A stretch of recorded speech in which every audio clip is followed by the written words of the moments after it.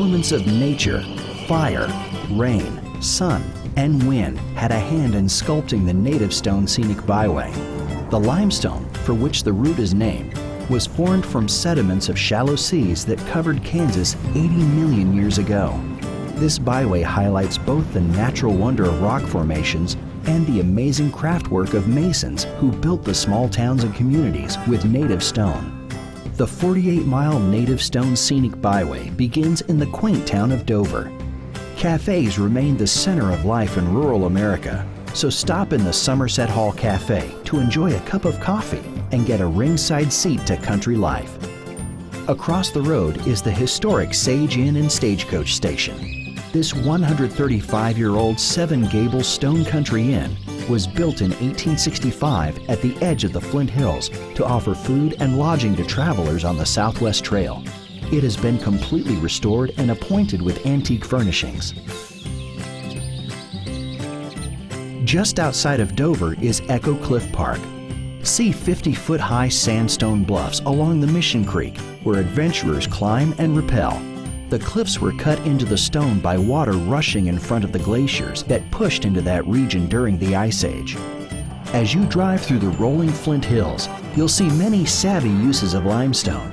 This ancient building material was used by pioneer stonemasons from Sweden and Germany to build stone fences, barns, outbuildings, and homes.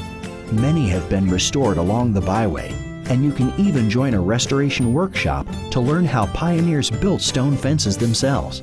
You'll also see several beautiful stone barns in the area, like this popularly photographed one between Eskridge and Dover. Next, you'll pass through Eskridge, a town reminiscent of the Old West with its wide main street and native stone and brick buildings. The Waw Bank building at the corner of Main and 2nd is one of the most elaborate along the byway.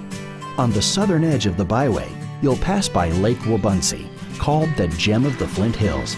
This small spring-fed lake, tucked in a valley of the Flint Hills, is home to the Wawasee Pines Golf Course and around 230 cabins and residences, some of which were once a part of a World War II German prisoner of war camp.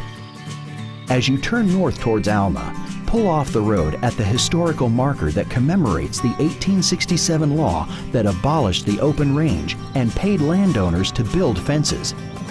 Your final stop on the byway is Alma, the City of Stone.